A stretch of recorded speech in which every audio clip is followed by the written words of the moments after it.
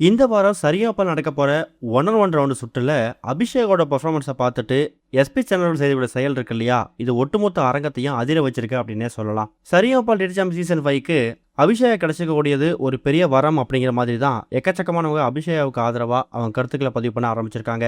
மயிலாடுதுறை மாவட்டம் நன்னிலம் பகுதியில் வந்திருக்கக்கூடிய அபிஷேகா ஆரம்பத்தில் கிராமிய பாடல்கள் தான் அதிக கவனம் செலுத்தியிருக்காங்க. ஆனால் அதுக்கப்புறம் மெலடி சாங், ஃபோக் சாங்னு சொல்லி என்ன கேட்டகரியில் சாங் கொடுத்தாலும் அது அப்படியே பாடுறாங்க.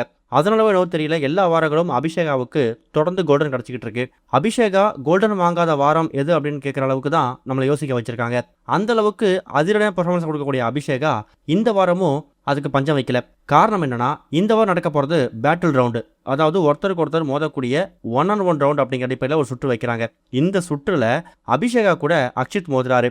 அக்ஷித்தும் சாதாரண ஆள் கிடையாது, அபிஷேகாவுக்கு ஈக்குவலாக பாடக்கூடியவர். சுமன்ராஜ், அபிஷேகா, அக்ஷித், ஸ்ரேயா ஸ்ரீராம் இவங்க எல்லாருமே ஓரளவுக்கு சூப்பராக பாடி எப்படியாவது டாப் 5க்குள்ளே போயிடணும் அப்படிங்கிற முனைப்போட தான் பாடிக்கிட்டு இருக்காங்க.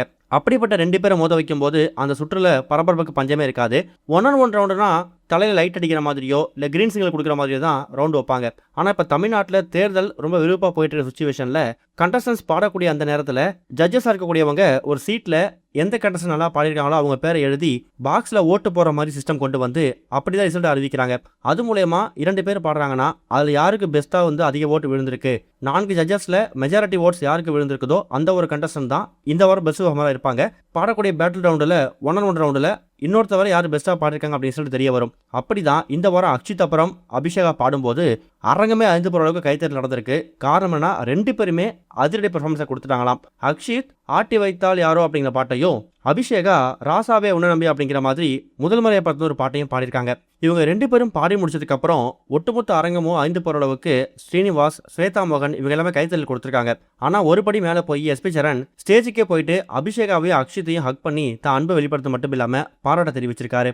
எஸ்பி சரண் அவர்கள் அவ்வளோ சீக்கிரம் ஸ்டேஜுக்கெல்லாம் போயிட்டு பாராட்ட மாட்டார். கண்டிப்பாக மற்றவங்களாம் பாசிட்டிவ் சொன்னாங்கன்னா எஸ்பி சரண் அவர்கள் கண்டிப்பாக நெகட்டிவாக சொல்லி அடுத்த டைம் அதை திருத்திக்கணும் அப்படின்னு தான் பார்ப்பாரு. ரொம்ப ஷார்ட்டாக சொல்லணும்னா ஒரு செல்லமான ஒரு ஸ்ட்ரிக்டான ஜட்ஜ் அப்படின்னு சொல்லலாம். அப்படிப்பட்ட எஸ்பி சரண் அவர்களே ஸ்டேஜுக்கு போயிட்டு அபிஷேகாவையும் அக்ஷித்தையும் ஒரே நேரத்தில் ஹக் பண்ணி அன்பை வெளிப்படுத்திருக்காருன்னா இந்த 2 பேருமே கண்டிப்பாக ஓட் பேசிக்ஸில் ஈக்குவலாக இருப்பாங்க அப்படிங்கிறது கன்ஃபார்ம் ஆகிடும். 4 ஜட்ஜஸில் 2 பேர் ஓட்டு போட்டாங்கன்னா 2 பேருக்கு கோல்டன் கிடச்சிரும். அப்படி நடக்க போகுதா, இல்லை அபிஷேகாவுக்கு அதிக ஓட்டு கிடச்சி அக்ஷித் கோல்டன் வாங்காமல் இருக்க போறாரா, இல்லை அக்ஷித்துக்கு அதிக ஓட்டு கிடச்சி அபிஷேகா கோல்டன் வாங்காமல் இருக்க போறானா அப்படிங்கிறத நம்ம வெயிட் பண்ணி பார்க்கலாம். பொதுவாக எஸ்பி சேனல்கள் மேடைக்கு போயிட்டு கோல்டன் ஷவர் கிடச்சதுக்கு அப்புறம் ஏதாவது ஷீல்டு கொடுக்கறதோ இல்லை ஒரு ஃபோட்டோகிராஃபி ஆல்பம் கொடுக்கறதோ தான் ஸ்டேஜுக்கு போவார். ஆனால் பாராட்டுறதுக்கு அவர் ஸ்டேஜுக்கு போனது ரொம்ப ரேர் தான். அது இப்போ அபிஷேகாவுக்கு நடந்திருக்கு. இது வரைக்கும் கனெக்டிங் டிவிக்கு சப்ஸ்கிரைப் பண்ணனா மறக்காமல் சப்ஸ்கிரைப் பண்ணிக்கங்க. உடனடி அப்டேட்ஸ் பெறுவதற்கு நோட்டிஃபிகேஷன் பெல்லையும் கிளிக் பண்ணிக்கங்க.